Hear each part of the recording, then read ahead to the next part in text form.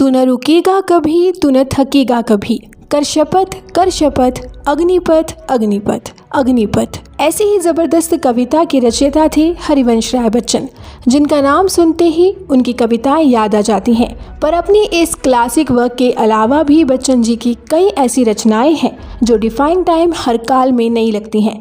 जानते हैं हरिवंश राय बच्चन के बारे में।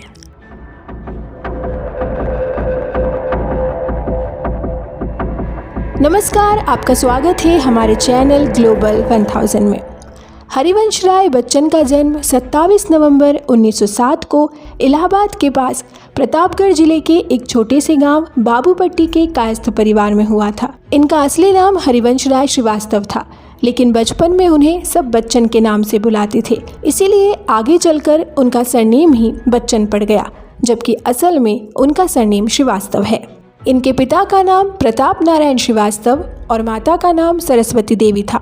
बचपन से ही इनका स्वभाव बहुत तेज होने के कारण कई लोग इन्हें एंग्री मैन कहकर भी बुलाते थे। हरिवंश राय बच्चन जी ने अपनी प्राइमरी एजुकेशन म्यूनिसिपल स्कूल से की। उस समय उर्दू सीखने का कानून हुआ करता था, इसलिए उन्होंने कायस्थ स्कूल में एडमिशन लिया और वहाँ से उर्दू सीखी। 1938 में इन्होंने इलाहाबाद यूनिवर्सिटी से इंग्लिश लिटरेचर विषय से एमए किया। उसी समय वह देश की स्वतंत्रता के लिए महात्मा गांधी के संपर्क में आए, परंतु कुछ दिनों बाद ही उन्हें एहसास हो गया कि वे कुछ और करना चाहते हैं। उन्होंने सोच लिया था कि मुझे अपने जीवन को सार्थक बनाने के लिए कुछ ऐसा करना होगा जिससे मैं हर किसी के मन में एक नई एनर्जी की लहर पैदा कर सकूं। इसलिए वह इंग्लिश लिटरेचर से पीएचडी करने के लिए इंग्लैंड की कैम्ब्रिज यूनिवर्सिटी चले गए।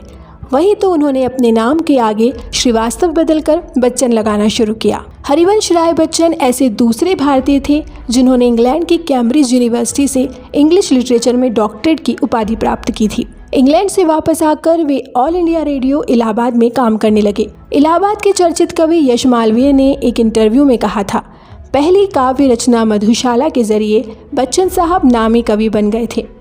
उन्होंने ही कवियों के लिए मानदेय की परिपाटी की शुरुआत करवाई। पहले कवियों का सम्मेलन तो ज़रूर होता था, लेकिन उन्हें कोई मानदेय नहीं दिया जाता था। साल 1954 में इलाहाबाद के पुराने शहर जानसेनगंज में कवि सम्मेलन का आयोजन किया गया था। इसमें डॉक्टर हरिवंश राय बच्चन, गोपी कृष्ण गोपेश और उमाकांत मालवीय जैसे कई लोकप्रिय कवि बुलाए गए थे। प्रोग्राम शाम को शुरू होना था। सभी कवि सम्मेलन में पहुंचे। हरिवंश राय बच्चन जी ने पहुंचते ही गुस्से में काव्य पाठ करने से मना कर दिया। उनका कहना था, जब टेंट माइक वाले को पैसे मिलते हैं तो कवि को क्यों नहीं, जबकि कवियों की वजह से ही महफिल सजती है, वरना कवि सम्मेलन का क्या मतलब। उस दौरान बच्चन साहब की मधुशाला से लेकर मधु कलश, मधुबाला जैसी काव्य रचनाएं धूम मचा रही थी। उनकी बात मान ली गई। वहीं उनके दोस्त कवि गोपी कृष्ण को 51 रुपये और उमाकांत मालवीय को 21 रुपये मानदेय मिला। साल 1955 में कैम्ब्रिज से वापस आने के बाद वे भारत सरकार के विदेश मंत्रालय में हिंदी विशेषज्ञ के रूप में नियुक्त हुए। इनका अच्छा प्रदर्शन और काम देखकर सन 1966 में राज्यसभा के लिए भी इनका नाम लिया गया। दो चट्टानें, इसके लिए 1968 में बच्चन जी को साहित्य अकादमी पुरस्कार मिला। साहित्य में योगदान के लिए वे मशहूर सरस्वती सम्मान, उत्तर प्रदेश सरकार का यश भारती सम्मान, सोवियत लैंड नेहरू पुरस्कार से भी नवाजे गए। साल 1971 में हरिवंश राय बच्चन और उनकी पत्नी ने कभी कभी फिल्म में एक्ट्रेस राखी के माता पिता के रूप में रोल किया था, जो फिल्म साल 1976 में रिलीज हुई थी। हिंदी भाषा के छायावादी कवि के रूप में इनकी प्रसिद्धि फैलती गई और हिंदी साहित्य में इनके योगदान के लिए 1976 में इन्हें पद्म भूषण से सम्मानित किया गया। इतना ही नहीं, इन्हें Nehru award, lotus award, Saraswati सम्मान से भी सम्मानित किया गया। हरिवंश राय बच्चन ने शेक्सपियर की मैकबेथ एंड ओथेलो का हिंदी में अनुवाद किया, जिसके लिए उन्हें सदैव याद किया जाता है। इंदिरा गांधी की मौत के बाद हरिवंश राय बच्चन जी ने अपनी आखिरी रचना 1 नवंबर 1984 को लिखी थी। हरिवंश राय जी की प्रमुख कृतियाँ मधु कलश, मधुशाला, सतरंगिणी, एकांत संगीत, खादी के फूल, मिलन, दो चट्टाने, सूत की माला, आरती, निशा, निमंत्रण और अंगारे हैं।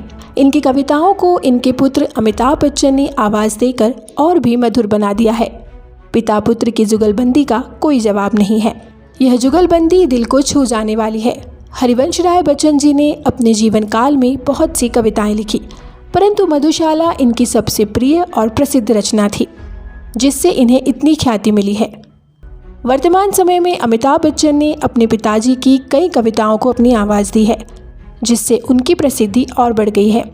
18 जनवरी 2003 को हरिवंश राय बच्चन ने इस दुनिया को अलविदा कह दिया। उनका निधन मुंबई में हुआ था। उन्होंने अपने जीवन के 95 वर्ष ऐसे जिए जिसकी कोई कल्पना भी नहीं कर सकता है। उन्होंने अपने जीवन के 95 वर्ष ऐसे जिए जिसकी कोई कल्पना भी नहीं कर सकता था। उन्होंने अपने जीवन काल से पढ़ने वालों और सुनने वालों को अपनी रचनाओं से ऐसा तोहफा दिया है। आपको वीडियो कैसा लगा कमेंट में ज़रूर बताएं। साथ ही वीडियो को लाइक और शेयर करें और चैनल को सब्सक्राइब करना न भूलें।